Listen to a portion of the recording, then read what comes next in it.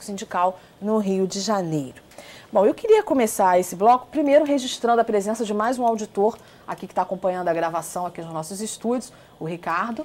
Obrigada pela presença, participa conosco aqui da gravação, fornecendo mais informações e prestigiando a nossa gravação. Ricardo?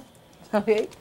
Bom, Vera Tereza, eu queria começar falando sobre uma questão que também teve um grande acompanhamento por parte da sociedade, uma grande torcida, essa sociedade que vive se queixando da carga tributária, que todos concordam que realmente sufoca, que foi a extinção da CPMF. Né, para a alegria geral da nação, a CPMF foi extinta e, apesar disso, houve aquela preocupação com queda de arrecadação, mas parece que o que se mostrou foi que a arrecadação bateu recorde, apesar do fim da CPMF. O que aconteceu? Além dos números da economia, que nós temos acompanhado, a economia está indo bem, obrigado, né, dentro do possível, apesar das crises internacionais, mas além disso, a participação do auditor fiscal foi fundamental, a eficiência da sua atuação foi fundamental para que houvesse esse recorde de arrecadação, apesar do fim da CPMF?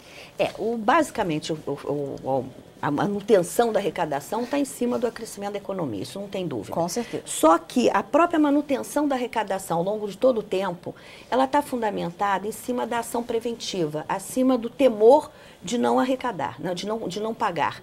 Então, nós tivemos o exemplo da Argentina há uns 5 anos, não sei quanto, talvez mais, 7 anos atrás, em que o ministro da Fazenda foi para a televisão pedir aos contribuintes que pagassem impostos, porque desmontou o seu sistema de fiscalização.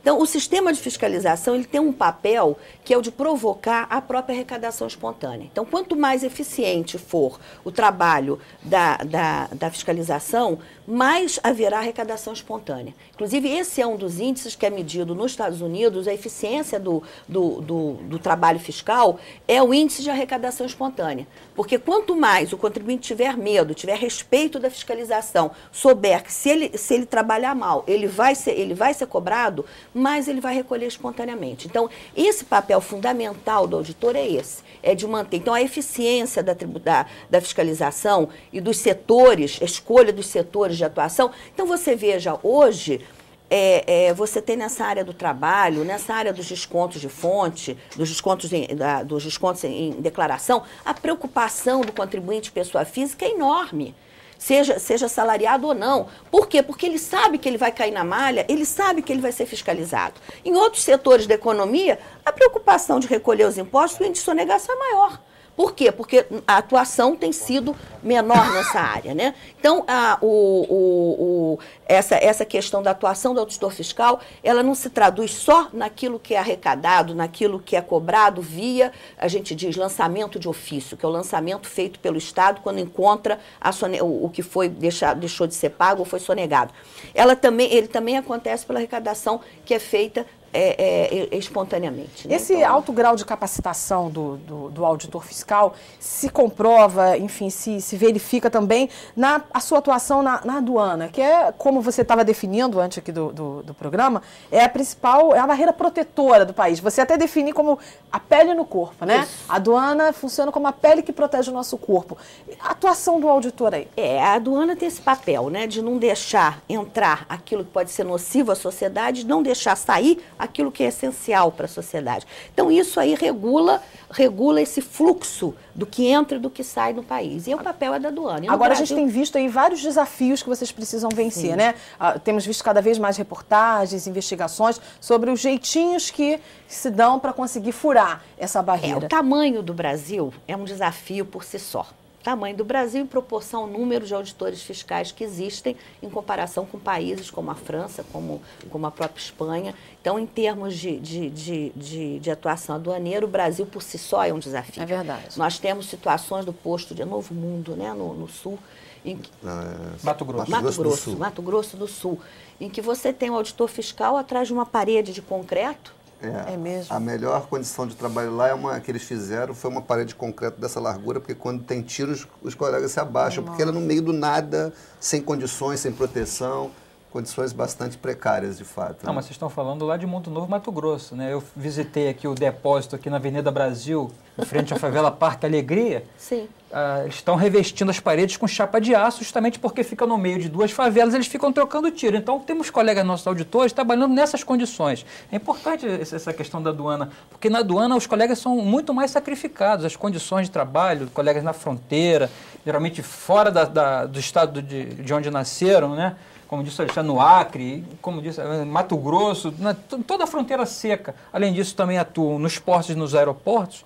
Em relação a essas fronteiras inóspitas aí, as condições de trabalho são muito precárias. Então, a gente tem que valorizar muito a atuação dos auditores. Apesar de toda essa dificuldade de condições de trabalho, eles têm conseguido dar conta dessa proteção, como disse a Vera, a proteção da sociedade brasileira passa muito pelo controle aduaneiro. É muito importante para prevenir a entrada de contrabando. E a entrada de contrabando é a entrada de armas, a entrada de drogas, né?